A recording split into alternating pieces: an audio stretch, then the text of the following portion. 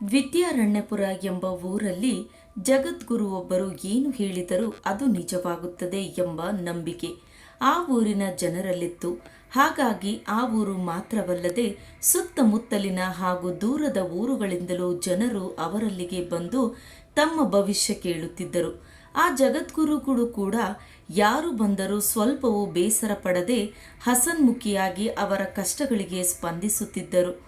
ಒಮ್ಮೆ ಮಹೇಶ ಮತ್ತು ರಮೇಶ ಎಂಬ ಇಬ್ಬರು ವಿದ್ಯಾರ್ಥಿಗಳು ಜಗದ್ಗುರುವಿನ ಬಳಿಗೆ ಬಂದು, ಗುರುಗಳೇ, ನಾವಿಬ್ಬರು ಗೆಳೆಯರು ಒಂದೇ ಶಾಲೆಯಲ್ಲಿ ಓದುತ್ತಿದ್ದೇವೆ, ನಮಗೆ ನಿಮ್ಮ ಆಶೀರ್ವಾದ ಬೇಕು ಎಂದು ಹೇಳಿ ತಲೆಬಾಗಿದರು.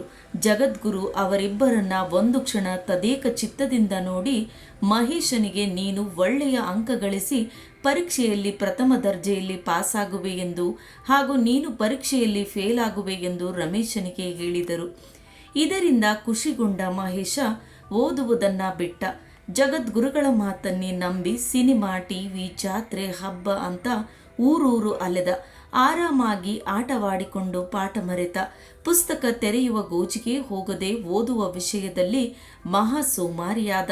ಆದರೆ ರಮೇಶ ತಾನು ಫೇಲಾಗುತ್ತೇನೆ ಎಂದು ಹೇಳಿದ ಜಗದ್ಗುರುವಿನ ಮಾತನ್ನ ನಂಬದೆ ಅವರ ಮಾತನ್ನ ಸುಳ್ಳು ಮಾಡಲು ನಿರ್ಧರಿಸಿದ. ತನ್ನ ಓದಿನ ಮೇಲೆ ನಂಬಿಕೆ ಇಟ್ಟು ಒಂದು ದಿನವೂ ಯಾವ ಊರಿಗೂ ಹೋಗದೆ ಅಲ್ಲಿ ಇಲ್ಲಿ ಹಬ್ಬ ಜಾತ್ರೆ ಅಂತ ಎಲ್ಲೂ ಅಲೆಯಲಿಲ್ಲ. ಸತತವಾಗಿ ಹಗಲು ರಾತ್ರಿ ಎನ್ನದೆ ಏಕಾಗ್ರತೆಯಿಂದ ಚೆನ್ನಾಗಿ ಓದಿದ್ದನ್ನು ಅಷ್ಟೇ ಆಸಕ್ತಿಯಿಂದ ಮನವರಿಕೆ ಮಾಡಿಕೊಂಡ. ಒಂದೆರಡು ತಿಂಗಳಲ್ಲಿ ಪರೀಕ್ಷೆ ಬಂತು. ಮಹೇಶ ಮತ್ತು ರಮೇಶ ಪರೀಕ್ಷೆಯಲ್ಲಿ ಬರೆದರು. ಕೆಲವೇ ದಿನಗಳಲ್ಲಿ ಫಲಿತಾಂಶವೂ ಬಂತು. ಆದರೆ ಗುರುವು ಪ್ರಥಮ ದರ್ಜೆಯಲ್ಲಿ ಪಾಸಾಗುವುದಾಗಿ ಹೇಳಿದ್ದ ಮಹೇಶ ಅತ್ಯಂತ ಕಡಿಮೆ ಅಂಕ ಪಡೆದು ಫೇಲ್ ಆಗಿದ್ದ. ಹಾಗೆಯೇ ಜಗದ್ಗುರು ಫೇಲ್ ಆಗುವುದಾಗಿ ಹೇಳಿದ್ದ ರಮೇಶ ಅತ್ಯಂತ ಹೆಚ್ಚು ಅಂಕ ಗಳಿಸಿ ಉನ್ನತ ಶ್ರೇಣಿಯಲ್ಲಿ ಪಾಸಾಗಿದ್ದ. ಇದರಿಂದ ಕೋಪಿತಗೊಂಡ ಮಹೇಶ ಸರಸರನೆ ಆಶ್ರಮಕ್ಕೆ ಹೋಗಿ, ಗುರುಗಳಿಗೆ ನೀವು ಪಾಸಾಗುವೆ ಎಂದು ಆಶೀರ್ವಾದ ಮಾಡಿದ್ದೀರಿ, ನಾನು ಫೇಲ್ ಆಗಿದ್ದೇನೆ, ನೀವು ಫೇಲ್ ಆಗುವುದಾಗಿ ಹೇಳಿದ್ದ ರಮೇಶ ಪಾಸಾಗಿದ್ದಾನೆ, ನಮ್ಮಿಬ್ಬರ ವಿಷಯದಲ್ಲಿ ನೀವು ಹೇಳಿದ ಮಾತು ಸುಳ್ಳಾಗಿದೆ, ಏಕೆ ಹೀಗಾಯಿತು, ನಿಮ್ಮ ಮಾತನ್ನ ನಂಬಿ ನಾನು ಕೆಟ್ಟೆ ಎಂದು ಬೇಸರ ವ್ಯಕ್ತಪಡಿಸಿದ. ಆಗ ಗುರುಗಳು ಸಮಾಧಾನದಿಂದ, ನೀನು ನನ್ನ ಮಾತನ್ನ ಮಾತ್ರ ನಂಬಿ ಓದುವುದರತ್ತ ನಿನ್ನ ಪ್ರಯತ್ನ ಮಾಡಲೇ ಇಲ್ಲ, ಶಕ್ತಿ ಇದ್ದು ನೀನು ಶಕ್ತಿಹೀನನಾದೆ, ಪ್ರಯತ್ನವಿಲ್ಲದೆ ಎಂದು ಫಲ ದೊರೆಯುವುದು. ರಮೇಶ ನನ್ನ ಮಾತನ್ನು ಲೆಕ್ಕಿಸದೆ ತನ್ನ ಪ್ರಯತ್ನದ ಮೇಲೆ ನಂಬಿಕೆ ಇಟ್ಟು ಸತತವಾಗಿ ಕಷ್ಟಪಟ್ಟು ಓದಿದ. ಹಾಗಾಗಿ ಅವನು ನಿನ್ನಷ್ಟು ಬುದ್ಧಿವಂತನಲ್ಲದಿದ್ದರೂ ಪ್ರಯತ್ನಪಟ್ಟು ಅಧ್ಯಯನ ಮಾಡಿದ್ದರಿಂದ ಅವನಿಗೆ ಉತ್ತಮ ಫಲಿತಾಂಶ ಬಂತು.